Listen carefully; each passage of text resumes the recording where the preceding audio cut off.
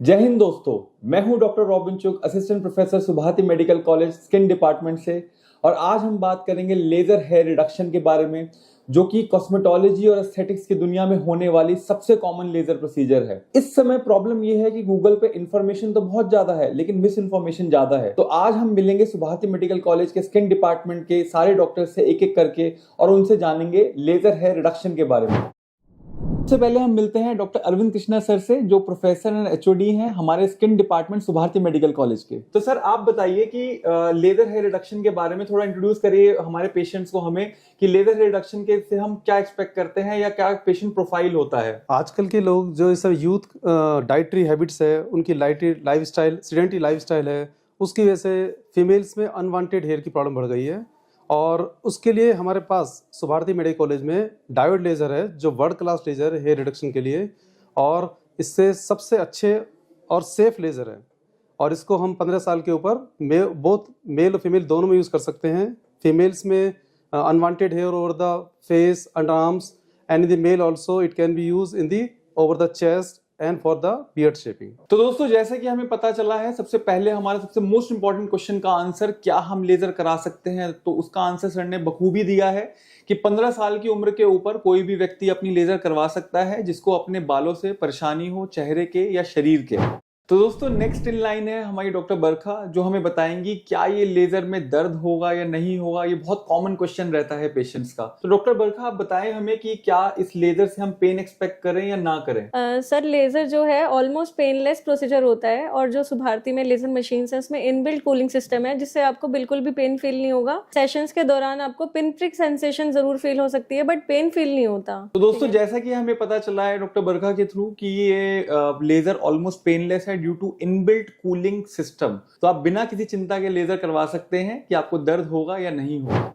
तो दोस्तों, नेक्स्ट हम मिलेंगे डॉक्टर अमित से। ये एक बहुत यूजफुल क्वेश्चन का आंसर करने वाले हैं। हमारे पास जब भी पेशेंट आता है वो ये बोलता है, इतनी महंगी लेजर क्यों करवाऊं जब मेरा काम वैक्सिंग या थ्रेडिंग से चल सकता है। तो डॉक्टर अमित, आप हमें बताएं कि जो पार्लर में प्रोसीजर हो जाते हैं 100, 200, 400, 500 रुपए में, वैक्सिंग हो जाती है, थ्रेडिंग हो जाती है, तो पेशेंट अपनी लेजर क्यों करवाए? क्या ये लेजर एक कॉस्ट इफेक्टिव सोल्यूशन है या ये ज्यादा खर्चे वाली चीज है?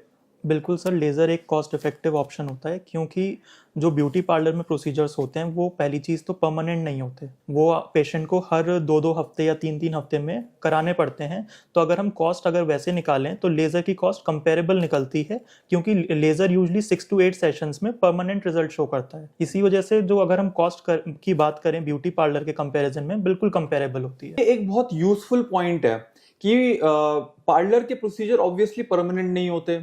अच्छा, दूसरा साइड इफेक्ट मैं बताना चाहूंगा इसका, कि जो पार्लर के प्रोसीजर रहते हैं, थ्रेडिंग रहती है, वैक्सिंग रहती है, उनके साथ पेशेंट को डेवलप होती है पिगमेंटेशन। दूसरा कई बार आता है फॉलिकुलाइटिस, मतलब छोटे मोटे इन्फेक्शन भी लग जाते हैं। तो उनका बहुत बेटर एक सॉल्यूशन है कि आप लेजर करवाएं अपनी, जो कॉस्ट इफेक्टिव भी होगी और साइड इफेक्ट फ्री भी होगी। तो अब मिलते हैं हम डॉक्टर आयुष से, जो कि हमें एक बहुत बड़ा मिथ हमारा बस्ट करने वाले हैं, जो रेगुलरली हमारे पास पेशेंट आके पूछते हैं ओपीडी में, क्या हमें डॉक्टर साहब कैंसर तो नहीं हो जाएगा लेजर करवा के? तो डॉक्टर साहब, कहीं इस लेजर से कैंसर तो नहीं होता है? ये एक बहुत बड़ा मिथ है कि लेजर से कैंसर होता है।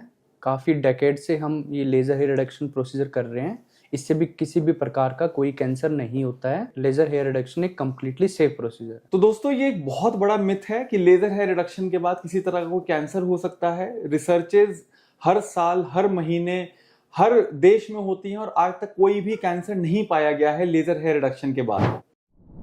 हमें डॉक्टर वरुण, ये जो रिजल्ट हैं इसके टेम्पररी होते हैं या परमानेंट होते हैं? Sir, they are nearly permanent actually.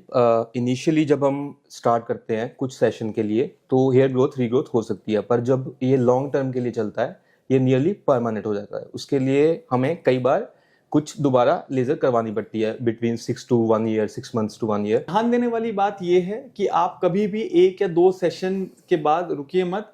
अगर आपको परमानेंट या नियर परमानेंट रिजल्ट चाहिए तो उसके लिए आपको 6 to 8 सेशन एटलीस्ट करवाने पड़ेंगे। तो एक बहुत बड़ा क्वेश्चन रहता है हमारे पास पेशेंट्स का कि कहीं लेजर के बाद हमारा बाल और मोटा तो नहीं हो जाएगा।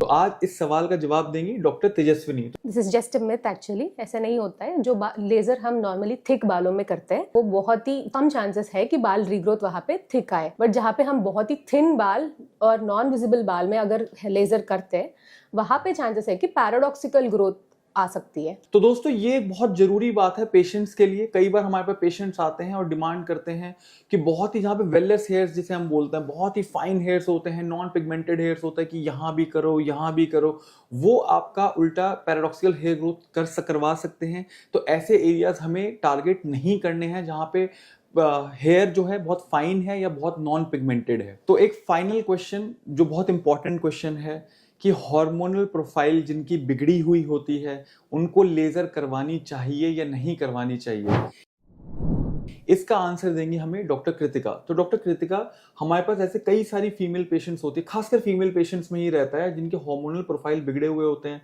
जो पीसीओएस या पीसीओडी से पीड़ित होती हैं, कि उनके हेयर ग्रोथ जो होती है थोड़ी ज़्यादा रहती है। तो ऐसे लोगों को हेयर रिडक्शन लेजर के थ्रू करवाना चाहिए या नहीं करवाना चाहिए?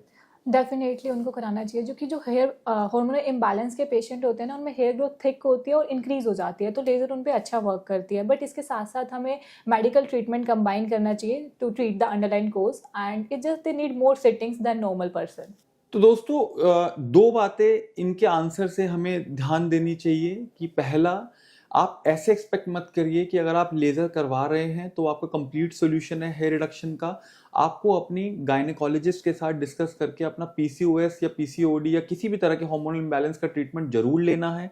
और दूसरा, आपके नंबर ऑफ सेशन नॉर्मल व्यक्ति से थोड़े से ज़्यादा होंगे। क्यों? क्योंकि बीच बीच में आपके हार्मोन ऊपर नीचे होंगे, तो उसके हिसाब से हेयर ग्रोथ डिफर कर सकती है। तो मुझे उम्मीद है दोस्तों कि इस वीडियो के थ्रू आपको लेजर हेयर रिडक्शन के बारे में बहुत अच्छे से सारे फैक्ट्स पता चल गए होंगे, आपके बहुत सारे मिस बस्ट हो गए होंगे, जो कि होना बहुत जरूरी है। वही जो मैंने आपको इनिशियली बोला था कि इंटरनेट पे इंफॉर्मेशन तो बहुत है लेकिन मिस इन्फॉर्मेशन भी साथ में काफ़ी ज़्यादा है। तो आप आइए सुभारती अस्पताल में, हमारे पास यहाँ world class diode laser machine उपलब्ध है एल्मा कंपनी की, जिसके रिजल्ट्स पार एक्सीलेंट हैं।